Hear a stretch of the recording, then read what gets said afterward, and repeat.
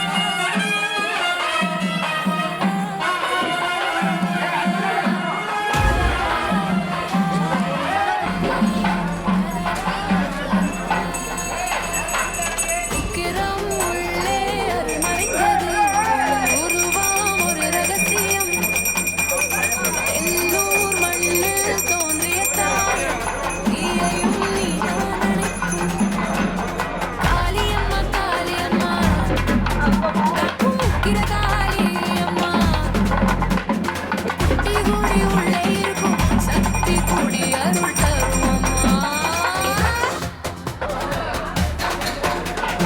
கண்ணீட்டியும் கருணை நீரும் கலந்த உருவம் நீயே அம்மா அஞ்சும் உள்ளம் அழுகினால் அமைதி தரும் தாயே நீயே வெற்றி கொடி ஏற்றும் நேரம் வேலில்லாமலும் காக்கும் உகிர்மாகாளி வந்தாலே உலகம் கூட மாறும்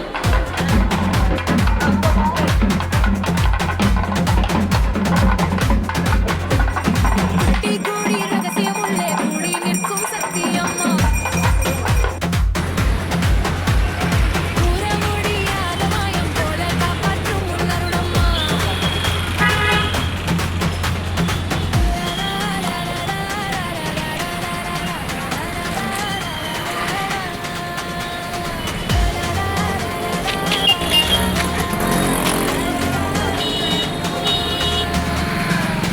காளியம்மத்தின் யாரும் தரும் தேவியம்மா உன் பெயர் சொன்னாலே போதும் உலகம் எல்லாம் நிம்மதி காணும் கோவில் வாசல் திறந்த நேரம்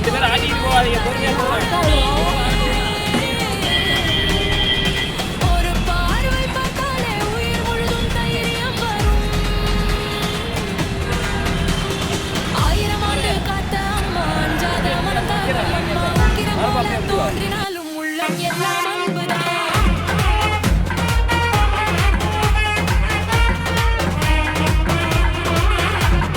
தென்னூர் தேவி உக்கிரம் நின்று தேவர் கூட நின்று பார்க்கும் தீ போல தோன்றும்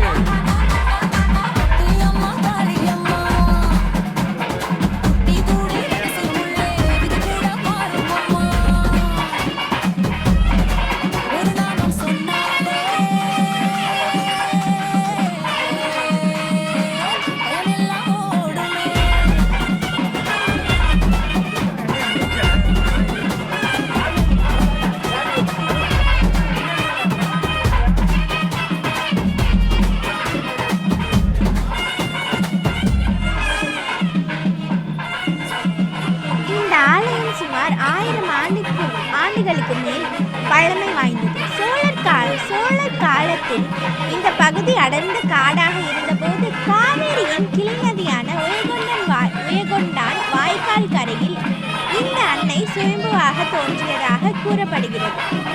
அன்னை 8 கரங்களுடன் தலையில் சுடர்விடும் அக்னி கிரீடத்துடன் காலடியில் மகிஷாசுரனை அழுத்தியபடி வீற்றிருக்கிறார்.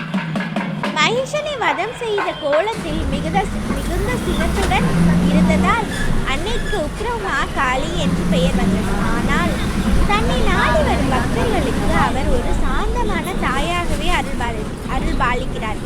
காளி கோவில்களில் பொதுவாக வடக்கு நோக்கி அமைந்திருப்பது மிகவும் சக்தி வாய்ந்ததாக கருதப்படுகிறது. இக்கோயிலும் வடக்கு நோக்கி அமைந்துள்ளது ஒரு சிறப்பு. இக்கோவிலின் வரலாற்றின் மிக முக்கியமான மற்றும் மிரட்டலான சடங்கு எதுவென்றால் அதுதான் குட்டிக்குடி. ஒவ்வொரு ஆண்டும் பங்குனி மாத திருவிழாவின் 10ஆம் நாள் இது நடக்கிறது. மருளாளி உயகொண்டான் வாய்க்காலில் நீராடிவிட்டு பக்தர்கள் நேர்ச்சிக்கடனாக வழங்கும் நூற்றுக்கணக்கான ஆட்டுக்குட்டிகளின் இரத்தத்தை அப்படியே குடிப்பார். இது அன்னையின் சினத்தை தணித்து ஊர் மக்களின் பாவங்களையும் நோய்களையும் அன்னை ஏற்றுக்கொள்வதை குறிப்பதாக வரலாறு கூறுகிறது. பழங்காலத்தில் பெரிய மரத்தேர் செய்வதற்கு வசதி இல்லாத போது பனை ஓலைகளை கொண்டு தேர் செய்யும் வழக்கம் உருவானது. இன்றும் அந்த பாரம்பரியம் மாறாமல் பங்குனி திருவிழாவின் போது கலைமிக்க ஓலை தேர் வீதி உலா வருவது கோவிலின் தென்னூர் மற்றும் அதன் சுற்றுவட்டார பகுதிகளுக்கு இந்த அணை ஒரு சிறந்த எல்லை தெய்வமாக இருந்து காவல் காப்பதாக மக்கள் நம்புகிறார்கள். தீய சக்திகள் எதிரிகள் தொல்லை மற்றும் செய்வினை கோளாறுகளால் பாதிக்கப்பட்டவர்கள் இங்கு வந்து வழிபடும் போது அவர்களுக்கு உடனடி தீர்வு கிடைக்கும்.